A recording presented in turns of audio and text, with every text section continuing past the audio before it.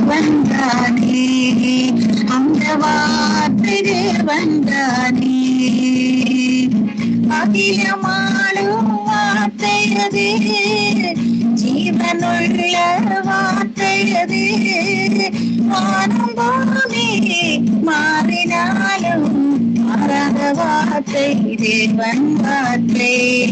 வானம் பூமி மாறினாலும் மாறாத வார்த்தை தேவன் வார்த்தை. ஆவியிலே ஒரு வார்த்தை இருந்தது, அந்த வார்த்தை தேவன் தானே, வார்த்தை தேவன் தானே, அந்த வார்த்தை தேவன் தானே. உபாகமம் 25ஆம் அதிகாரம். மனிதருக்குள்ளே வழக்குண்டாய் அவர்கள் நியாயம் விசாரிக்கப்பட நியாயஸ்தலத்திலே வந்தால், நியாயாதிபதிகள் நீதிமானை நீதிமான் என்றும் குற்றவாளியை குற்றவாளி என்றும் தீர்க்க கடவர்கள். குற்றவாளி அடிகளுக்கு பாத்திரவானால் நியாயாதிபதி அவனை கீழே கிடக்க பண்ணி அவன் குற்றத்திற்கு தக்கதாய் தனக்கு முன்பாக கணக்கின்படி அவனை அடிப்பிக்க கடவன். அவனை 40 அடி வரைக்கும் அடிக்கலாம். அவனை அதிலும் அதிகமாய் அடிக்கிறதினால் உன் சகோதரன் உன் கண்களுக்கு முன்பாக நீசனாய் தோன்றுவான். ஆதலால் அவனை அதிகமாய் அடிக்க வேண்டாம். போர் அடிக்கிற மாட்டை வாய் கட்டாயாக. சகோதரர் ஒன்றாய் குடியிருக்கும் போது அவர்களில் ஒருவன் புத்திர சந்தானம் இல்லாமல் மரித்தால், மரித்தவனுடைய மனைவி புறத்தில் இருக்கிற அந்நியனுக்கு மனைவியாக கூடாது. அவளுடைய புருஷனின் சகோதரன் அவளை தனக்கு மனைவியாக கொண்டு அவளிடத்தில் சேர்ந்து புருஷனுடைய சகோதரன் செய்ய வேண்டிய கடமையை செய்ய கடவன். மரித்த சகோதரனுடைய பேர் இஸ்ரவேலில் அற்று போகாதபடிக்கு அவன் பேரை அவள் பெறும் தலைப்பிள்ளைக்கு தரிக்க வேண்டும். அவன் தன் சகோதரனுடைய மனைவியை விவாகம் பண்ண மனதில்லாதிருந்தால், அவன் சகோதரனுடைய மனைவி வாசலில் கூடிய மூப்பரிடத்துக்கு போய், என் புருஷனுடைய சகோதரன் தன் சகோதரனுடைய பேரை இஸ்ரவேலில் நிலைக்க பண்ண மாட்டேன் என்கிறான். புருஷனுடைய சகோதரன் செய்ய வேண்டிய கடமையை செய்ய அவன் மனதில்லாதிருக்கிறான் என்று சொல்வாளாக. அப்பொழுது அந்த பட்டணத்து மூப்பர் அவனை அழைப்பித்து அவனோட பேசியும், அவன் அவளை விவாகம் பண்ணிக்கொள்ள எனக்கு சம்மதமில்லை என்று பிடிவாதமாய் சொன்னால், அவன் சகோதரனுடைய மனைவி மூப்பரின் கண்களுக்கு முன்பாக அவனிடத்தில் வந்து அவன் காலில் இருக்கிற பாதரட்சையை கழற்றி அவன் முகத்திலே துப்பி, தன் சகோதரன் வீட்டை கட்டாதவனுக்கு இப்படியே செய்யப்பட வேண்டும் என்று சொல்ல கடவள். இஸ்ரவேலில் அப்படிப்பட்டவன் வீடு பாதரட்சை கழற்றி போடப்பட்டவன் வீடு என்னப்படும். புருஷன் ஒருவரோடொருவர் சண்டை பண்ணி கொண்டிருக்கையில் ஒருவனுடைய மனைவி தன் புருஷனை அடிக்கிறவன் கைக்கு அவனை தப்புவிக்கும்படி வந்து தன் கையை நீட்டி அடிக்கிறவன் மானத்தை பிடித்ததுண்டானால் அவளுடைய கையை தரிக்க கடவாய். உன் கண் அவளுக்கு இறங்க வேண்டாம். உன் பையிலே பெரிதும் சிறிதுமான பலவித நிறை கற்களை வைத்திருக்க வேண்டாம். உன் வீட்டில் பெரிதும் சிறிதுமான பலவித படிகளையும் வைத்திருக்க வேண்டாம். உன் தேவனாகிய கர்த்தர் உனக்கு கொடுக்கும் தேசத்தில் உன் நாட்கள் நீடித்திருக்கும்படி குறையற்ற சுமுத்திரையான நிறைகளும் குறையற்ற சுமுத்திரையான படியும் உன்னிடத்தில் இருக்க வேண்டும். இவை முதலான அநியாயத்தை செய்கிறவன் எவனும் உன் தேவனாகிய கர்த்தருக்கு அருவருப்பானவன். எகிப்திலிருந்து புறப்பட்டு வருகிற வழியிலே அமலேக்கு தேவனுக்கு பயப்படாமல் உனக்கு எதிராக வந்து நீ இளைத்து விடாய்த்திருக்கையில் பின்வருகிற உன் பாளையத்தில் உள்ள பலவீனரை எல்லாம் வெட்டினான் என்பதை நினைத்திரு.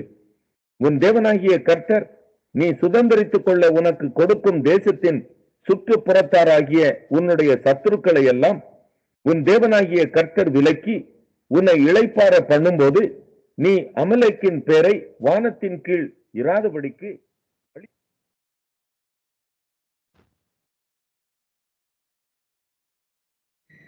உன்னத பாட்டு 5ஆம் அதிகாரம்.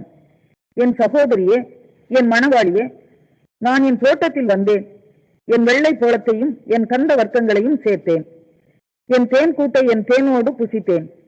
என் திராட்சை ரசத்தை என் பாலோடும் குடித்தேன். சிநேகிதரே, புசியுங்கள். பிரியமானவர்களே, குடியுங்கள், பூர்த்தியாய் குடியுங்கள். நான் நித்திரை பண்ணினேன், என் இதயமோ விழித்திருந்தது. கதவை தட்டுகிற என் நேசரின் சத்தத்தை கேட்டேன்.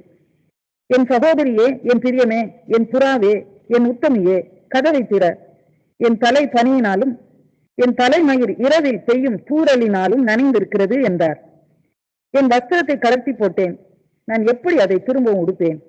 என் பாதங்களை கழுவினேன். நான் எப்படி அவைகளை திரும்பவும் அழுக்காக்குவேன் என்றேன். என் நேசர் தமது கையை கதவு துவாரத்தின் வழியாய் நீட்டினார். அப்பொழுது என் உள்ளம் அவர் நிமித்தம் பொங்கினது. என் நேசருக்கு கதவை திறக்க நான் எழுந்தேன்.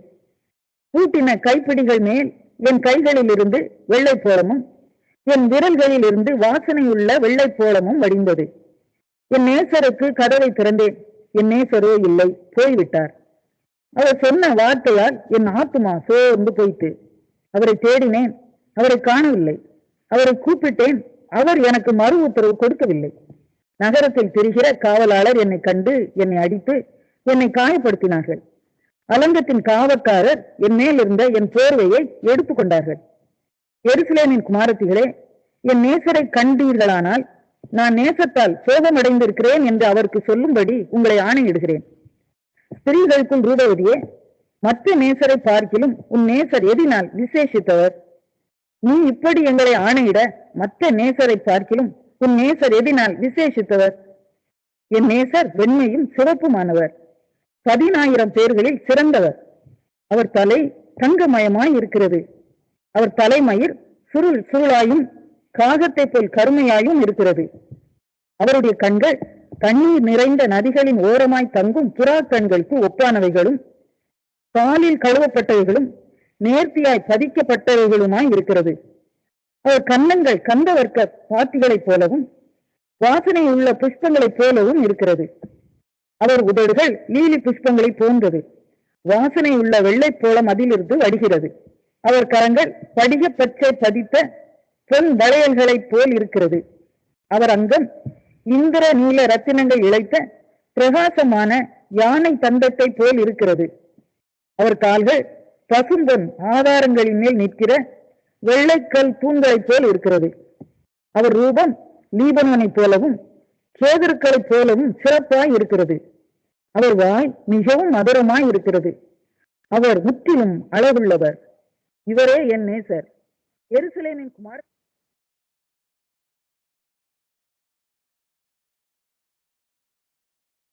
அப்போஸ்தலர் 20ஆம் அதிகாரம். கலகம் அமர்ந்த பின்பு பவுல் சீசரை தன்னிடத்திற்கு வரவழைத்து வினவிக் கொண்டு மக்கெதோனியாவுக்கு போக புறப்பட்டான். அவன் அந்த திசைகளிலே சுற்றி நடந்து சீசர்களுக்கு வெகுவாய் புத்தி சொல்லி கிரேக்கு தேசத்திலே சேர்ந்தான். அங்கே 3 வாரம் சஞ்சரித்த பின்பு அவன் கப்பலேறி சீரியா தேசத்துக்கு போக மனதாய் இருந்தபோது யூதர்கள் அவனுக்கு தீமை செய்யும்படி ரகசியமான யோசனை கொண்டிருந்தபடியால் மக்கெதோனியா தேசத்தின் வழியாய் திரும்பி போக தீர்மானம் பண்ணினான். பிரேயா ஊரானாகிய சோபத்தரும் தெசலோனிக்கேயரில் அரிஸ்தருக்கும் செக்குந்தும் தெர்பையானாகிய காயுவும் தீமோத்தேயும் ஆசியா நாட்டாராகிய தீகுக்கும் துரோபீமும் ஆசிய நாடு வரைக்கும் அவனுக்கு வழித்துணையாய் வந்தார்கள். இவர்கள் முன்னாக போய் துரோவா பட்டணத்திலே எங்களுக்காக காத்திருந்தார்கள். புளிப்பில்லாத அப்ப பண்டிகை நாட்களுக்கு பின்பு நாங்கள் கப்பல் ஏறி பிலிப்பி பட்டணத்தை விட்டு 5 நாளைக்குள்ளே துரோவா பட்டணத்துக்கு அவர்களிடத்தில் வந்து அங்கே 7 நாள் தங்கியிருந்தோம். வாரத்தின் முதல் நாளிலே அப்பம் பிற்கும்படி சீசர்கள் கூடி வந்திருக்கையில் பவுல் மறுநாளிலே புறப்பட வேண்டும் என்றிருந்து அவர்களுடனே சம்பாஷித்து நடு ராத்திரி மட்டும் பிரசங்கித்தான்.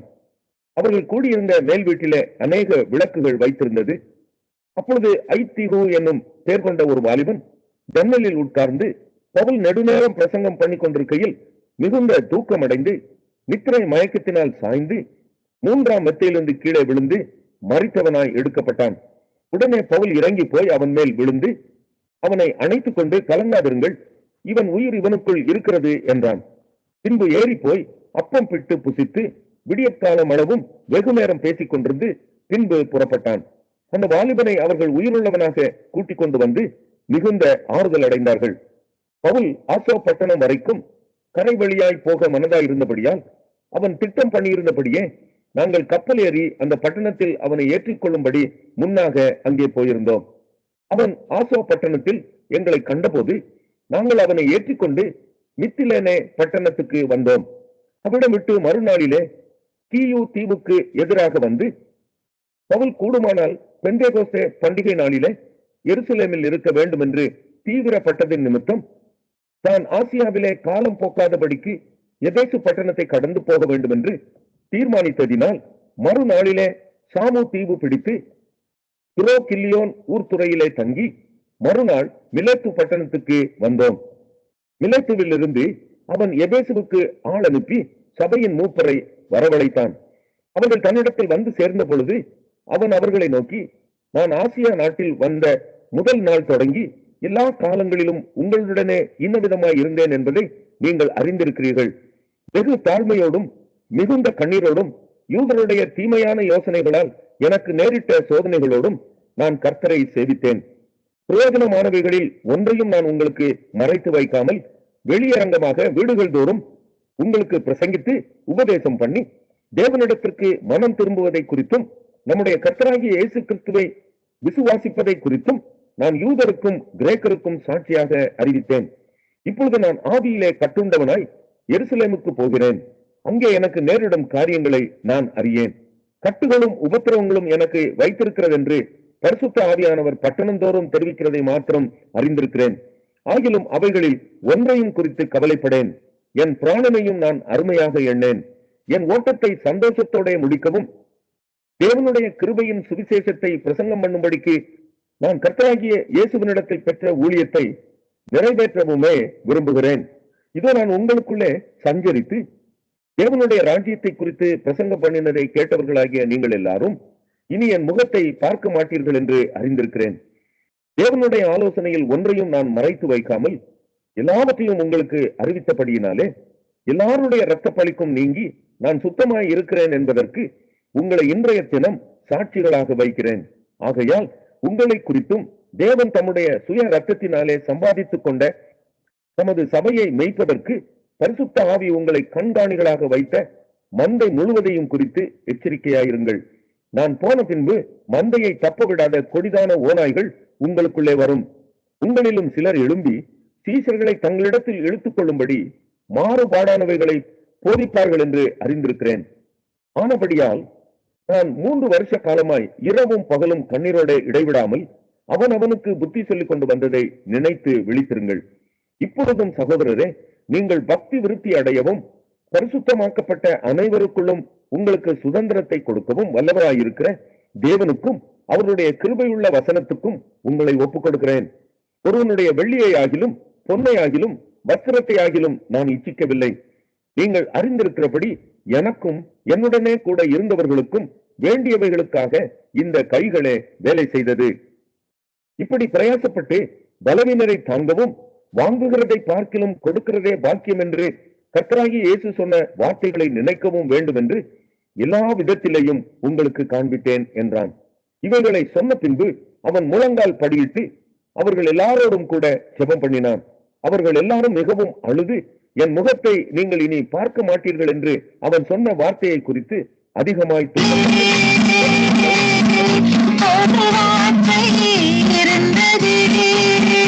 அந்த வார்த்தை தேவன் தானே, அந்த வார்த்தை தேவன் தானே, அகிலமாளும் வார்த்தையது, ஜீவனுள்ள வார்த்தையது, வானம் பூமி மாறினாலும் மாறாத வார்த்தை தேவன் வார்த்தை, வானம் பூமி மாறினாலும் மாறாத வார்த்தை தேவன் வார்த்தை.